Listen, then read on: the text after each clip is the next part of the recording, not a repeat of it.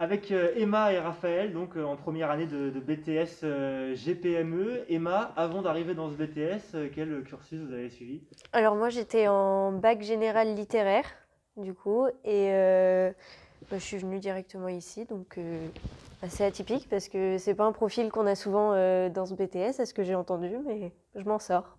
Pourquoi avoir choisi ce BTS justement? Pour la diversité surtout d'actions et tout et puis des cursus qu'on peut avoir après. Raphaël, c'est pas le même cheminement, c'était un autre bac hein, avant d'arriver ici. Alors oui, bah, justement, moi j'étais en droit l'année dernière au campus des Valois à La Couronne et ça s'est pas bien passé, c'était pas du tout ce que je voulais faire à la base. Donc j'en ai parlé à une amie à moi qui m'a conseillé ce BTS et ça m'a tout de suite, j'ai tout de suite eu l'idée de rentrer dans ce BTS et au final je suis très content de ça et pas de regrets. Ça fait presque un semestre que vous avez commencé. Emma, comment ça se passe au quotidien? Qu'est-ce qu'il y a comme matière? Quels sont les enseignements? Alors on a plusieurs enseignements généraux comme du français par exemple, de l'anglais.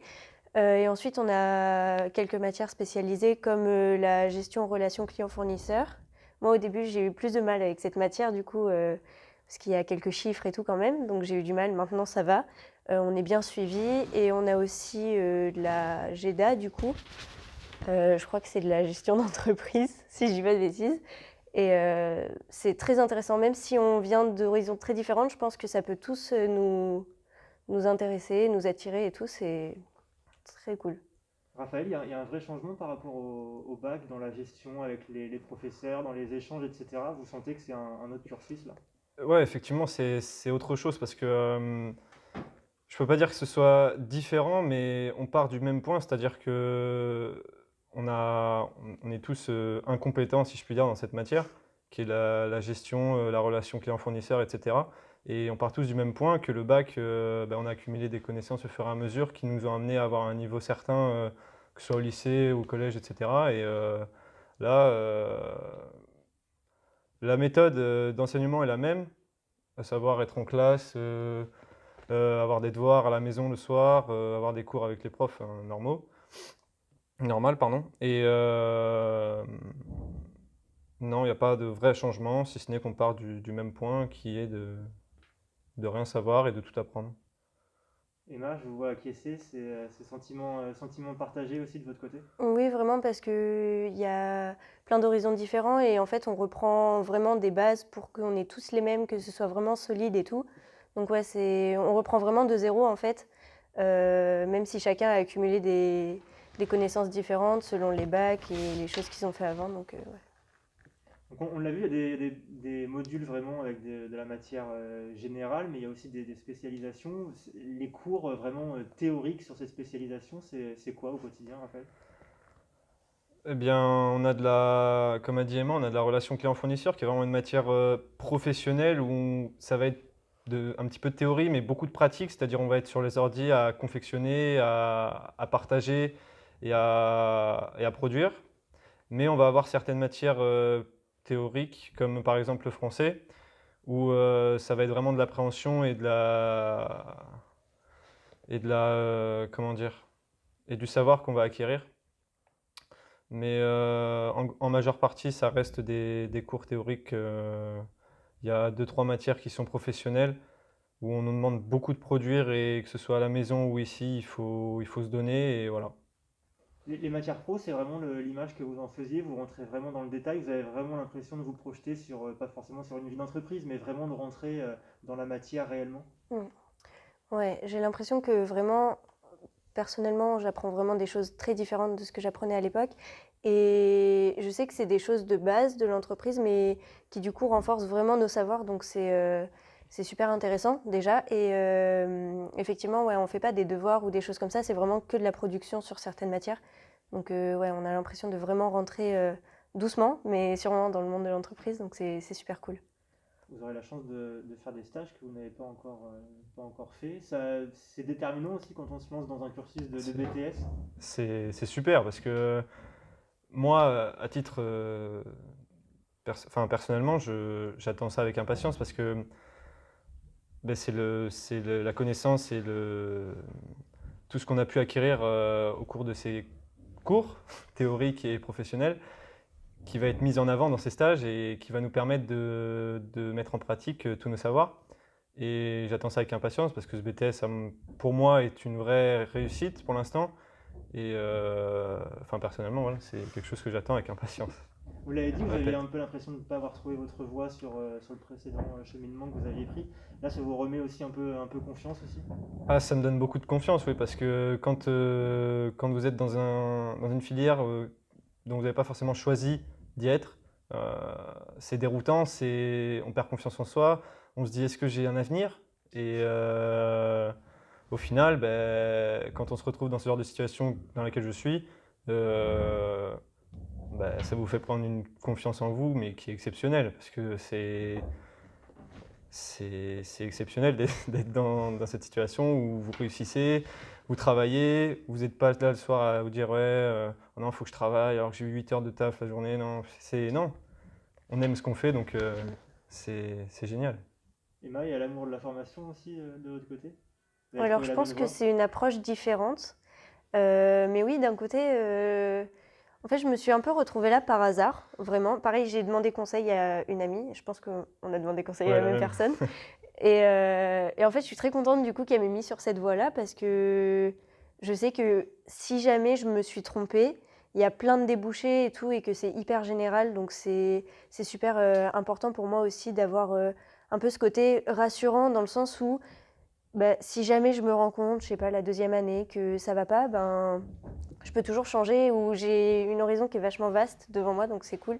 Et non, là pour l'instant, j'ai l'impression d'être bien, d'avoir trouvé ma voie, donc c'est hyper important pour moi. Encore un petit peu compliqué de se projeter, mais est-ce que dans votre esprit, vous avez déjà de la visibilité sur l'après? Est-ce que vous voulez suivre un cursus scolaire précis ou vite rentrer dans la vie active? Comment vous voyez les choses? Alors moi, je voyais plus une suite en licence, peut-être après en master. Ça, c'est vraiment le point d'interrogation, mais pour sûr, la licence professionnelle après, ouais. Raphaël, le chemin est tout tracé, vous avez déjà une idée ou pas forcément, vous laissez un Ah, peu porter? l'idée ouais, est très calibrée dans ma tête et j'aimerais poursuivre en licence professionnelle comme Emma. Euh, Me spécialiser dans les ressources humaines, pourquoi pas. Puis il y a aussi le chemin me guidant directement au monde du travail après ce BTS, mais j'envisage peu ce chemin-là quand même parce que dans la vie, il faut avoir des ambitions, il faut se donner pour avoir ce qu'on veut. Et je mets beaucoup d'objectifs dans la vie de tous les jours et ça se perçoit aussi ici, hein. J'ai envie d'aller loin et voilà. On vous sent déterminés tous les deux. Emma, comment l'entourage, les autres étudiants que vous avez connus avant ou pendant, quelle vision ils ont de ce BTS? On sait qu'il y a énormément de portes qui s'ouvrent à vous quand vous sortiez du bac, quand vous échangez entre copains. Comment il est perçu ce BTS? Oh bah, la plupart sont plutôt motivés, du coup, en tout cas dans mon cercle d'amis. Je sais que pareil, il y a vraiment la vision qui est très large, qui fait du bien parce que, par exemple, venant de elle, j'ai toujours été conditionnée, genre, soit prof, soit dans les lettres. Donc c'est très serré et tout. Au final, là, on se rend compte qu'on a plein de possibilités et tout, donc c'est super motivant.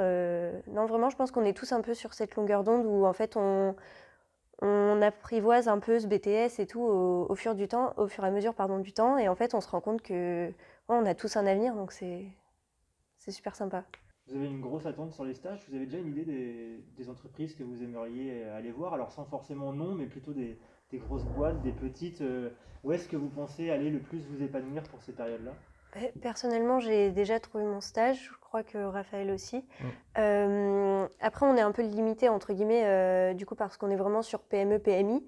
Mais de toute façon, enfin, on va pas aller sonner à la porte de Garnier pour dire prenez-moi un stage. Donc voilà, mais je pense qu'il y a beaucoup d'entreprises à Angoulême et surtout, enfin, même si on a grandi un peu en Charente, donc c'est euh, c'est assez accessible pour tout le monde. Je pense qu'on trouvera tous assez rapidement. Et puis, ce qui est bien dans du coup ce BTS, c'est que, comme disait Raphaël, il y a le côté où vraiment c'est très scolaire et tout, mais du coup, je pense que le fait d'avoir un stage, ça nous aide aussi pour certains qui avaient peur, par exemple, de se lancer dans l'alternance ou des choses comme ça.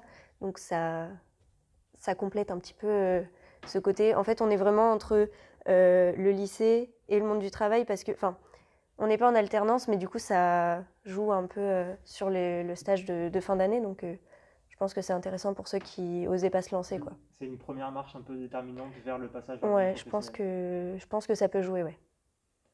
On l'a vu au quotidien, Raphaël, on a l'impression que ça demande beaucoup de travail, etc. Mais ça sera le cas tout au long de la scolarité. Mais vous l'avez dit, il y a quand même ce plaisir d'apprendre là. Vous, à titre personnel, c'est quoi la matière préférée ou le module qui est vraiment à votre coup de cœur? Bah, pour revenir sur ce que vous disiez vis-à-vis du travail, je dirais que on décide de fournir le travail qu'on souhaite dans n'importe quelle matière. Si on a envie de bosser des heures et des heures quand on rentre le soir chez nous, ben, libre à nous de faire ça. Mais pour comparer notamment à la fac, je pense que la dose de travail n'est pas forcément la même. Et oui, moi je mets énormément de volonté et d'implication dans mon travail parce que j'aime ça et notamment ben, avec avec la matière que j'adore qui est la gestion des relations clients-fournisseurs, qui me permet d'avoir une approche différente de la manière de travailler et la manière d'apprendre aussi parce que c'est une matière tout à fait professionnelle et voilà, ça me permet énormément de choses, notamment le fait de pouvoir travailler autant de fois. Et Vous avez ça le me même convient. coup de cœur, Emma, au niveau de la matière ou pas Pas forcément? du tout. Mais alors vraiment pas. Moi, je suis plus sur la GEDA et les langues, du coup, parce que du fait de mon passé, on va dire.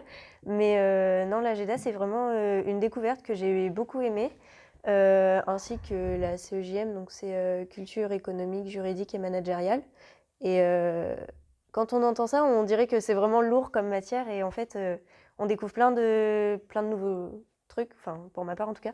Et je trouve que c'est vraiment bien intégré les trois en même temps, donc ça avait vraiment été ça mon coup de cœur. J'ai adoré, enfin et j'adore toujours du coup cette matière.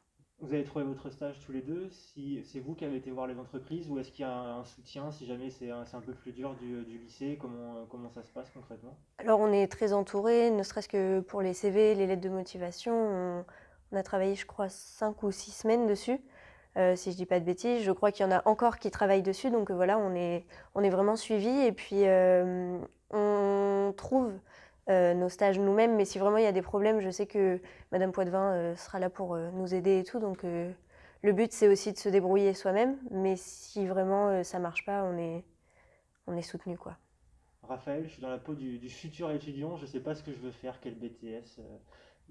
Comment vous allez les aider à prendre leurs décisions? Qu'est-ce qui doit faire la différence et les aiguiller vers ce BTS? Tout à l'heure, Emma disait que c'était finalement une ouverture et que ça permettait de ne pas se cloisonner. C'est aussi votre ressenti? Euh, à titre personnel, encore une fois, on m'a conseillé ce BTS et j'en étais ravi, mais une personne se demandant si ça lui convient sera dès les premières semaines si ça lui Mm. conviendra ou pas, notamment sur ce BTS, parce qu'on en a vu beaucoup qui sont partis au bout d'une semaine. Et pour les personnes voulant se lancer, ben, quelque part, c'est le challenge aussi, c'est de se lancer, c'est de se dire est-ce que ça va me plaire ou pas? Et ça fait partie pour moi de la vie d'un étudiant. Ça fait partie de la vie à part entière même. C'est de se lancer tout court et si ça ne convient pas, et ben, on arrête et on prend autre chose. Notamment le droit, ça ne me convenait pas, j'ai arrêté, je suis parti sur autre chose et voilà. Emma, Même même chose? ressenti, même idée, vraiment, je suis complètement d'accord avec ça. Vous l'avez dit, en une semaine ou 15 jours, on sait sur quoi on est fixé. C'est important quand, comme vous, finalement, on choisit des voies, on compare. C'est important de savoir très rapidement si ça correspond ou pas, plutôt que de se lancer sur quelque chose de très long, au risque que ça plaise pas, mais beaucoup plus tardivement. Ah bah, de toute façon, je pense que c'est jamais perdu. Tant qu'on est dans les études, ça nous apprend. Donc, c'est pas des connaissances qui seront vaines. Donc, même si jamais, au bout de la deuxième année, on se rend compte que ça va pas, bah, c'est pas grave. On change, on se réoriente. C'est pas une honte et c'est pas, enfin, c'est encore moins un échec. Après, je pense qu'effectivement, s'en rendre compte une semaine, 2 semaines, 3 semaines après le début de l'année, c'est forcément plus simple. Euh, mais de toute façon, je pense pas que ce soit quelque chose de perdu. Je pense que de toute façon, c'est une expérience. Donc, franchement, moi, je pense qu'il faut pas avoir honte de ça et il faut pas voir ça comme un échec. Si on se trompe, bah, on se trompe. Enfin, c'est pas grave. Et puis, de toute façon, il y a forcément quelque chose qui conviendra à chaque personne, quoi.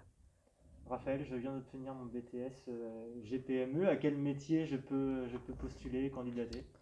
Bah, tous les métiers en tant qu'assistant, assistant de direction, assistant de gestion, assistant commercial, il y a tous ces métiers-là qui vont être plus du secondaire, c'est-à-dire on va avoir le patron et l'assistant.